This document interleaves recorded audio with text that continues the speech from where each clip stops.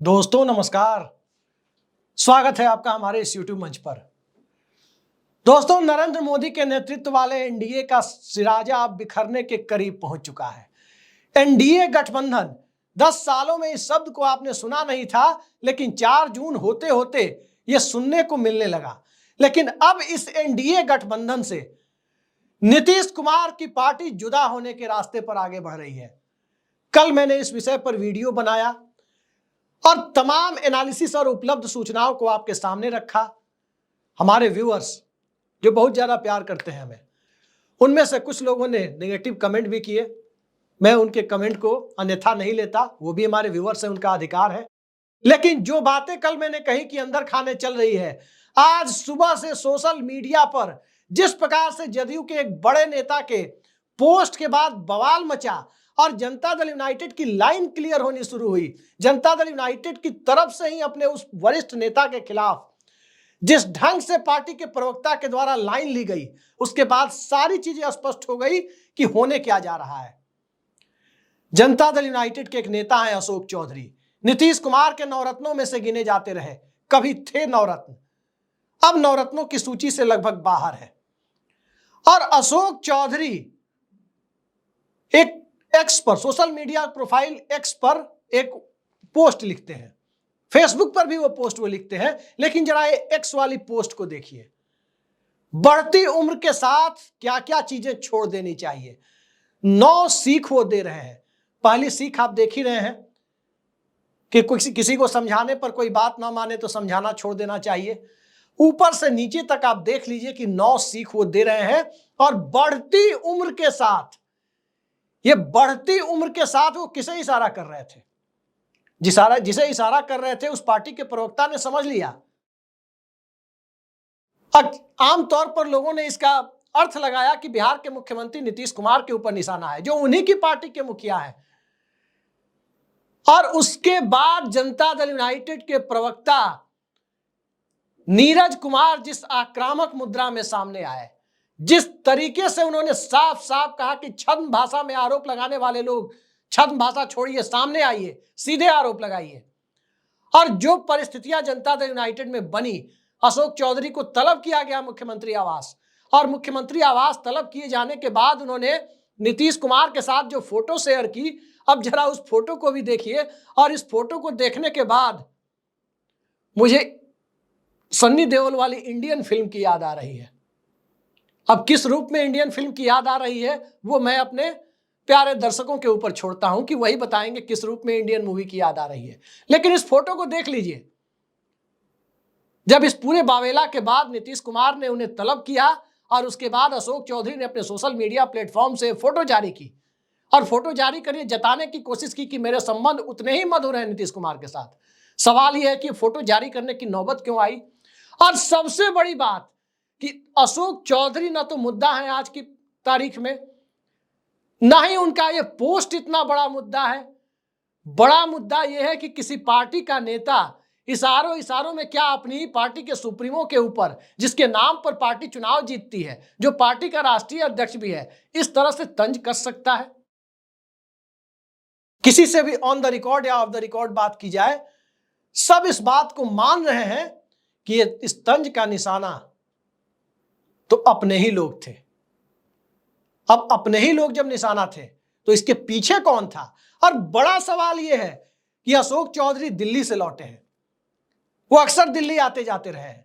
उनकी बेटी नीतीश कुमार की पार्टी की सब दुर्दशा करा देने वाले 2020 के चुनाव में चिराग पासवान की पार्टी से जीत करके चुनाव संसद पहुंची है। और जब से उनकी बेटी सांसद बनी है, उनका दिल्ली दौरा बढ़ गया है। हाल ही में वो दिल्ली दौरे पर आए, और दिल्ली दौरे पर वो मिले किससे हैं? इसके पहले भी आए थे। हालिया दौरे की तस्वीर देखिए, वो पूर्व राष्ट्रपति रामनाथ कोविंद से मिले हैं, लोकसभा अध्यक्ष ओम बिरला से मिले हैं। और इसके पहले जब वो आए थे तब वो चिराग पासवान से भी मिले हैं। वो फोटो भी आप देखिए। 9 अगस्त 2024 को अशोक चौधरी ने गृह मंत्री और भाजपा के मुख्य रणनीतिकार अमित शाह से भी मुलाकात की है। अमित शाह और नीतीश कुमार के संबंधों में कितनी सहजता है यह कहने की जरूरत नहीं है। सभी जानते हैं कि बिहार के मामले से अमित शाह को बाहर करके ही बिहार एनडीए के मामले से जनवरी 2024 में एक चल सकने लायक कोशिश की गई थी अलायंस बनाने की, लेकिन वो अलायंस अब दरकता नजर आ रहा है। यूं कहें कि करीब करीब दरक चुका है।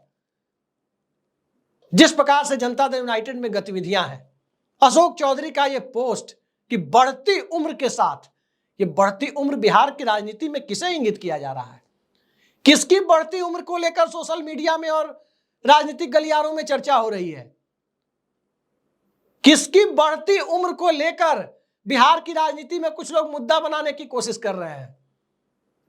क्या यह बात अशोक चौधरी को नहीं पता थी और बाद में वो सफाई देते फिर रहे हैं कि उनके एक मित्र की पत्नी ने उन्हें कुछ सोशल मीडिया पर भेजा, उन्हें अच्छा लगा इसलिए पोस्ट कर दिया? क्या यह पोस्ट तभी आई है जब जनता दल यूनाइटेड में उनकी उपेक्षा की बातें चल रही है? नीतीश कुमार पर उन्होंने एक किताब लिखी, किताब का विमोचन बिहार के राज्यपाल से कराया। अरुण गोविल, उदित नारायण जैसे लोग भी मंच पर दिखे, लेकिन अशोक चौधरी के सिवा उस विमोचन कार्यक्रम के मंच पर जनता दल यूनाइटेड का कोई और नेता नहीं दिखा था। और उसी दिन यह साफ हो गया था कि यह पूरी कवायद दरअसल नीतीश कुमार की नजरों में चढ़ने के लिए हो रही है। लेकिन सवाल यह कि नजरों से अशोक चौधरी उतरे कैसे? और आज जो सियासत हो रही है वो एनडीए से अलग होने के करीब पहुंच चुके नीतीश कुमार अशोक चौधरी की इस बात के बाद किस तरह से अपनी राजनीतिक भूमिका को तय कर रहे हैं, दोनों बातें आज काफी हद तक साफ होती हुई नजर आई है। पहली बात कि अशोक चौधरी नजरों से उतरे कैसे। अशोक चौधरी कांग्रेस पार्टी के प्रदेश अध्यक्ष थे। राहुल गांधी ने बिहार के कांग्रेसियों की तमाम आपत्तियों को दरकिनार कर उन्हें प्रदेश अध्यक्ष बनाया था, लेकिन राहुल गांधी के भी नहीं हुए अशोक चौधरी। अशोक चौधरी ने जनता दल यूनाइटेड का दामन थाम लिया, नीतीश कुमार का दामन थाम लिया। जब वो राहुल गांधी के नहीं हुए, जब वो कांग्रेस पार्टी के नहीं हुए, जिस कांग्रेस पार्टी ने उनके पिता और उन्हें काफी कुछ दिया, भला वो नीतीश कुमार के प्रति वफादार हो जाते। जनता दल यूनाइटेड के बहुत सारे लोगों को इस पर शक है।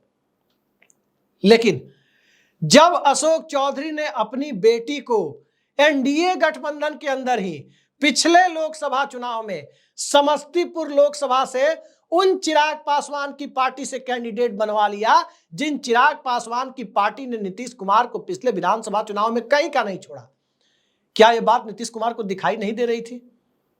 यह बात अलग है कि नीतीश कैबिनेट के मंत्री और जेडीयू के ही दूसरे नेता महेश्वर हजारी के बेटे सनी हजारी भी समस्तीपुर लोकसभा में कांग्रेस के यानी इंडिया गठबंधन के सिंबल पर अशोक चौधरी की बेटी के सामने चुनाव लड़ने आ गए। नीतीश कुमार उस चुनावी सभा में गए थे, एनडीए कैंडिडेट संभवी चौधरी के पक्ष में प्रचार करने गए और वहां उन्होंने एक बात बोली थी। उस बात का मतलब अब समझ में आ रहा है।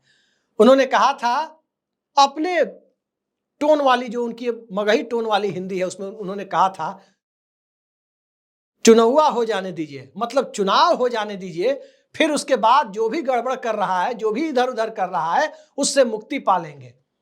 लोगों को लगा कि नीतीश कुमार महेश्वर हजारी से मुक्ति पाने की बात कर रहे हैं, लेकिन इस पोस्ट के बाद और जिस तरह से अशोक चौधरी को दरकिनार किए जाने की खबरें आ रही है, सबको समझ में आ गया कि जिसके मंच पर नीतीश कुमार थे और जिनकी बेटी चिराग पासवान के टिकट पर चुनाव लड़ रही थी, वो चिराग पासवान जिनके साथ ये फोटो आप देख रहे हैं अशोक चौधरी की, उनके टिकट पर चुनाव लड़ रही थी। तो आज की गतिविधियों को देखकर साफ लग गया कि नीरज कुमार ने जिस ढंग से रिएक्ट किया वो इशारा किस तरफ था। अब सवाल उठता है कि इस पोस्ट के बाद, इस पूरे विवाद के बाद, दिन भर यह विवाद चलता रहा कि बढ़ती उम्र के बाद जो पोस्ट उन्होंने किया है कि क्या क्या छोड़ देना चाहिए, तो उस छोड़ने के चक्कर में क्या नीतीश कुमार को एनडीए छोड़ देना चाहिए या छोड़ने का मन बना चुके हैं? इसके लिए कौन सा बड़ा संकेत साफ साफ दिखाई दिया है, आइए जरा उसकी चर्चा कर लेते हैं। पहली बात, जेडीयू का कोई नेता जो पार्टी का न तो राष्ट्रीय अध्यक्ष है, न राष्ट्रीय कार्यकारी अध्यक्ष है, न ही गृह मंत्रालय के किसी मुद्दे को लेकर मिला है, वो अमित शाह से मिलने जाता है, वो लोकसभा अध्यक्ष से मिलता है, वो पूर्व राष्ट्रपति रामनाथ कोविंद से मिलता है, वो चिराग पासवान से भी मिलता है। नीतीश कुमार को ये बातें नागवार गुजर रही थी, उन्हें लग रहा था कि कोई पार्टी विरोधी गतिविधि चल रही है और एनडीए के साथ नीतीश कुमार का नाता टूटता हुआ नजर आ रहा है। जरा इसकी एक और बानगी देख लीजिए।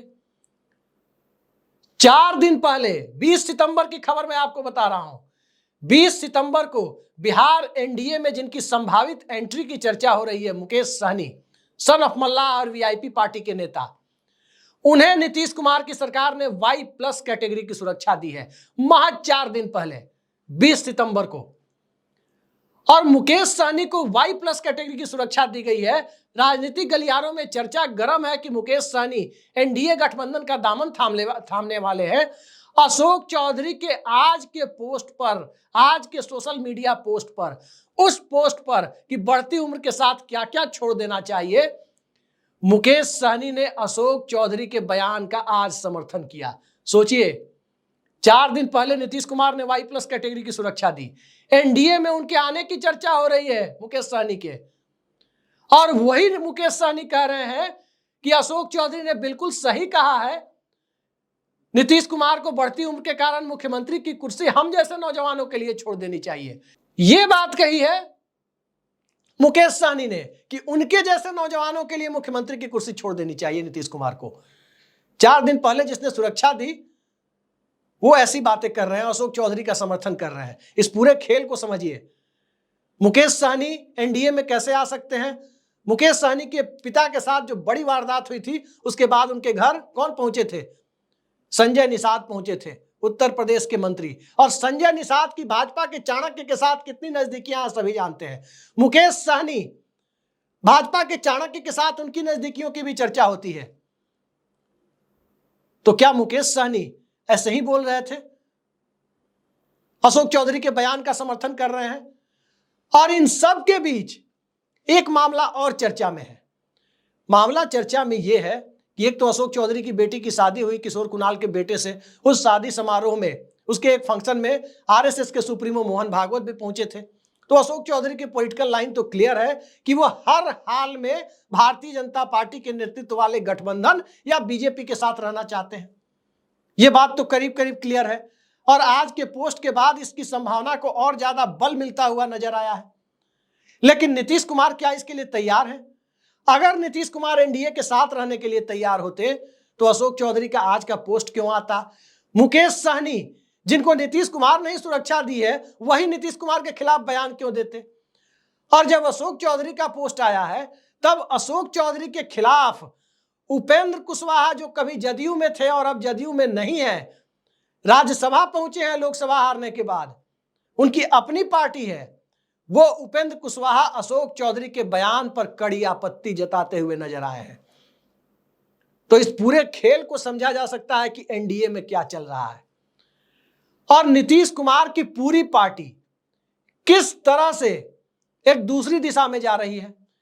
तेजस्वी यादव 40 दिनों से ज्यादा बिहार में थे, तकरीबन 40 दिनों तक तो वो चुप्पी साध कर बैठे हुए थे। उसके बाद वो बिहार के दौरे पर निकलना शुरू हुए। यदा कदा भारतीय जनता पार्टी के खिलाफ तो अक्सर बोलते थे, लेकिन यदा कदा नीतीश कुमार के खिलाफ भी बोलते हुए नजर आए।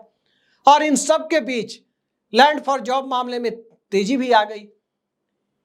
रही बात अशोक चौधरी की, तो उनके खिलाफ भी 2020 में तेजस्वी यादव ने आरोप लगाया था और 2013-14 में तो यह मामला बहुत गर्म था कि अशोक चौधरी की पत्नी के खिलाफ एक कथित बैंक फ्रॉड के मामले में सीबीआई ने केस दर्ज किया था। अब उस केस की आज की तारीख में क्या स्थिति है मुझे नहीं पता कि उसमें हुआ क्या, लेकिन परिस्थितियों को समझा जा सकता है कि अशोक चौधरी भारतीय जनता पार्टी के साथ झुके हुए क्यों हैं। क्या संघ का दबाव है या हिंदुत्व की चुनावी लाइन का वो समर्थन करते हैं? उनकी बेटी चिराग पासवान की पार्टी से, एलजेपी से सांसद है, उनके घर में मोहन भागवत आते हैं फंक्शन में। और जनता दल यूनाइटेड जिसे जाति जनगणना, सामाजिक न्याय, मंडल पॉलिटिक्स करनी है और जिसके खिलाफ मंडल पॉलिटिक्स करने की बातें होती है, वो विधानसभा में कह चुके हैं तेजस्वी यादव कि जब भी नीतीश कुमार को साथ की जरूरत होगी वो उनके साथ कदम से कदम मिलाकर चलने के लिए तैयार है। विपक्ष का नेता ऐसी बात जब सदन के फ्लोर पर बोलता है कि आपका भतीजा आपके साथ खड़े होने के लिए तैयार है, तो इसके गहरे मायने को समझा जा सकता है कि आखिर 3 विधायक राजद के दल बदल कानून के दायरे का उल्लंघन करते हुए जनता दल यूनाइटेड को समर्थन देने के लिए चले गए। अब तक उस मामले पर उद्धव ठाकरे जैसी प्रतिक्रिया क्यों नहीं दिखाई? उद्धव ठाकरे की पार्टी तोड़कर जो लोग गए थे वो सुप्रीम कोर्ट तक लड़ाई लड़ रहे थे। तेजस्वी यादव क्या चेतन आनंद, नीलम देवी या एक तीसरे विधायक जो है उसके मामले पर क्या उन्होंने सतही कार्रवाई के सिवा कोई बड़ी कार्रवाई की तरफ जाने का इशारा किया या उनकी पार्टी ने? नहीं किया। अब तेजस्वी यादव दुबई की यात्रा पर निकलने की तैयारी में। तो क्या जदयू और राजद की डील दुबई में होने वाली है? क्या हिंदुस्तान की सरजमी पर जदयू और राजद की डील होने में जो बाकी रह गई है वो समय है? कुछ दिक्कतें उसमें आ रही है। ये सारी परिस्थितियां एक तरफ जब दिख रही है तो जरा नजर दौड़ाइए उस परिस्थिति पर जब दिल्ली यात्रा के दरमियान केंद्र में मंत्री रहे और मौजूदा समय में मंत्री जेडीयू के पूर्व राष्ट्रीय अध्यक्ष ललन सिंह के साथ अशोक चौधरी की मुलाकात होती है। ललन सिंह और अशोक चौधरी के संबंध बहुत अच्छे नहीं रहे। जब ललन सिंह राष्ट्रीय अध्यक्ष थे तो पिछले साल अक्टूबर नवंबर में कैसी खबर आई थी वो सबको पता है, एक सम्मेलन के आयोजन को लेकर।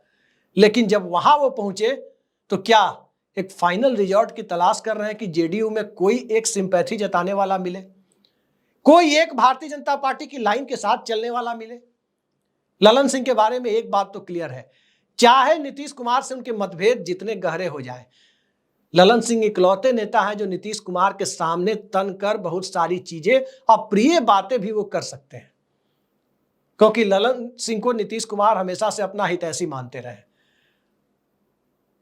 तो बहुत सारी बातें जो दूसरे नेता कहने से कतराते हैं वो ललन सिंह कह देते हैं और नीतीश कुमार समझ भी जाते हैं कि ललन सिंह कह क्या रहे हैं, उसका मतलब क्या है। और नीतीश कुमार भी जानते हैं कि ललन सिंह चाहे जितने नाराज हो जाएं, ललन सिंह को नीतीश कुमार के साथ सिर्फ 15 मिनट बैठने की जरूरत है, अकेले में सारी नाराजगी दूर हो जाती है। क्योंकि 50 साल से ज्यादा का रिश्ता है और वो रिश्ता राजनीति और राजनीति से काफी ऊपर का रिश्ता है, क्योंकि उस रिश्ते में भरोसे की एक बुनियाद पहले से रही है। तो उस परिस्थिति में जब अशोक चौधरी साफ दिखाई दे रहा है कि नीतीश कुमार वाली पॉलिटिकल लाइन के उलट जा रहे हैं, उन्हें भारतीय जनता पार्टी का अप्रत्यक्ष समर्थन भी मिलने की बातें सामने आ रही है और जनता दल यूनाइटेड मंडल पॉलिटिक्स के लिए अपने नए रास्ते की तलाश कर रही है। राष्ट्रीय स्तर पर चंद्रबाबू नायडू और नीतीश कुमार दोनों की स्थिति ऐसी है कि अब उन्हें लगने लगा है कि वो एक आलोचना का केंद्र बनते जा रहे हैं, कि आखिर उन्हीं की वजह से नरेंद्र मोदी की सरकार सत्ता में है। अब जो इसमें कांग्रेस पार्टी की तरफ से बातें सामने आ रही है वो बड़ी बातें हैं।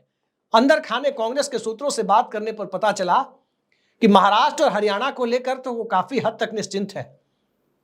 हरियाणा में थोड़ी बहुत चीजें जो गड़बड़ हो रही थी, नरेंद्र मोदी की पार्टी में जब कंगना रनौत जैसे सांसद रहेंगे तो कांग्रेस पार्टी के काम को बना रहे हैं। आज ही का बयान देख लीजिए कंगना रनौत का। तो कहने का मतलब यह है कि हरियाणा और महाराष्ट्र के मामले में तो कांग्रेस पार्टी अपने इंडिया अलायंस को लेकर काफी हद तक निश्चिंत है। झारखंड को लेकर थोड़ा संशय है कि बराबरी की टक्कर है। और झारखंड का मामला, झारखंड की सियासत कांग्रेस पार्टी को इसके लिए मजबूर कर रही है। और जो बहुत विश्वस्त सूत्रों के हवाले से जो जानकारी मिली है वो ये है कि कांग्रेस पार्टी ने राष्ट्रीय जनता दल को एक ग्रीन सिग्नल दे दिया है कि किसी भी कीमत पर नीतीश कुमार को मनाकर एनडीए गठबंधन से बाहर निकालकर इंडिया गठबंधन में लाया जाए, चाहे इसकी कीमत कितनी भी बड़ी क्यों ना हो, चाहे नीतीश कुमार को कोई भी मुंह मांगी कीमत क्यों ना देनी पड़े। झारखंड के चुनाव के पहले ही लाने की बात इसलिए हो रही है, अगर मान जाए नीतीश कुमार तो झारखंड के पहले ही मान जाए, या दूसरे शब्दों में कहें कि डील फाइनल हो जाए। राजनीति में डील ही होती है, तो जब डील फाइनल हो जाए तो झारखंड के चुनाव के पहले ही क्यों ना इसे अंजाम दे दिया जाए। तो असल खेल यही है। झारखंड में नीतीश कुमार के स्वजातीय कुर्मी मतदाताओं की बड़ी तादाद है, 4-5% के करीब बताए जाते हैं। और वो झारखंड के चुनाव में जितना कांटे का मुकाबला फंसा है उसमें एक बहुत बड़ा डिसाइडिंग फैक्टर, निर्णायक मोड़ पर ले जाने वाले फैक्टर साबित हो सकते हैं। ये इस बात की जानकारी हेमंत सोरेन को भी है, इस बात की जानकारी कांग्रेस आलाकमान को भी है। क्लीन स्वीप का इरादा है कि 4 राज्यों के विधानसभा चुनाव में क्लीन स्वीप करो और फिर दिल्ली में वैकल्पिक सरकार बनाने की बुनियाद तैयार करो। इसके लिए नीतीश कुमार की जरूरत है। और जब इसके लिए नीतीश कुमार की जरूरत है तो राष्ट्रीय जनता दल को सरेंडर होने में, राष्ट्रीय जनता दल को परिस्थितियों के साथ, कुछ लोगों की नजर में परिस्थितियों के मुख्यमंत्री नीतीश कुमार के साथ कुछ दिनों के लिए या कुछ एक कार्यकाल के लिए और ऐसी परिस्थितियों का निर्माण करने में कोई हिचक फिलहाल दिखाई नहीं देती। बाहर से जो बयानबाजी हो रही है उसे भूल जाइए। बाहर की बयानबाजी कई बार आई वॉश के लिए होती है, आंखों में धूल झोंकने के लिए होती है। एक दिन पहले तक गुत्थम गुत्था की स्थिति और अगले दिन सियासत में गठबंधन की बुनियाद स्क्रिप्ट लिख दी गई। यह सियासत का एक पुराना फलसफा है जो होता रहता है। तो नीतीश कुमार को लाने के लिए इंडिया गठबंधन अपनी तरफ से कोशिश कर रहा है। जनता दल यूनाइटेड के कुछ नेता, जिसमें अशोक चौधरी का नाम प्रमुखता से लिया जाता है, कि नीतीश कुमार भाजपा के साथ ही बने रहे, उसके लिए अपनी तरफ से तमाम पहल करते हुए नजर आते हैं। और भाजपा के लिए, भाजपा के साथ उनकी पॉलिटिकल लाइन क्या है वो आपने अभी फोटोज में देखा कि किस तरह से आत्मीय मुलाकातें उनकी होती है। कांग्रेस छोड़ने के बाद आपने कहीं नहीं देखा होगा कि राहुल गांधी के साथ उनकी आत्मीय मुलाकात कहीं हुई है इस तरह से 1 to 1, या इंडिया गठबंधन के किसी नेता से 1 to 1 वो ऐसे शायद ही मिले हो।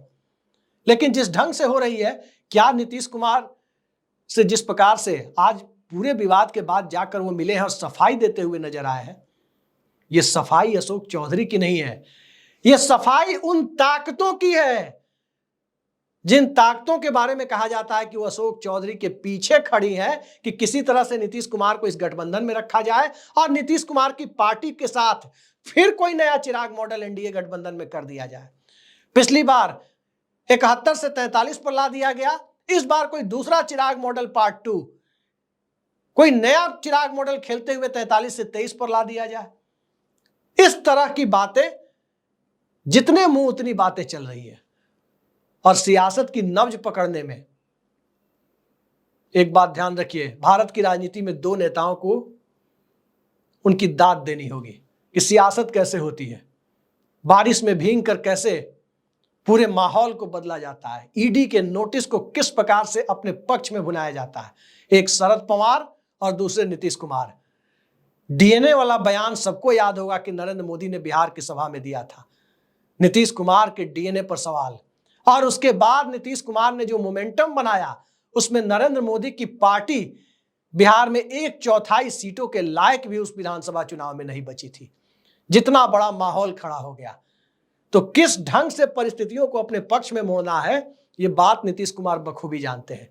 और चाहे उम्र बढ़ने जैसी कोई भी नसीहत इशारों में या खुले तौर पर कोई भी देने की कोशिश करे, सफाई देने उसे वैसे ही जाना होगा जैसे अशोक चौधरी को आज तलब किया गया और जेडीयू के प्रवक्ता की तरफ से तीखी प्रतिक्रिया हुई। लेकिन उससे बड़ा सवाल यह है, सबसे बड़ा सवाल यह है कि नीतीश कुमार अपनी पॉलिटिकल लाइन जो करीब करीब लिख चुके हैं कि उन्हें किस गठबंधन के साथ आगे राजनीति करनी है, क्या अशोक चौधरी जैसे लोगों का प्रयास उसे रोक पाएगा? और उससे भी बड़ा सवाल कि दिल्ली से लौटने के बाद आखिर किसके इशारे पर इस तरह का पोस्ट करने की नौबत आई है। इस तरह का social media post Ashok Chaudhary ने किया है।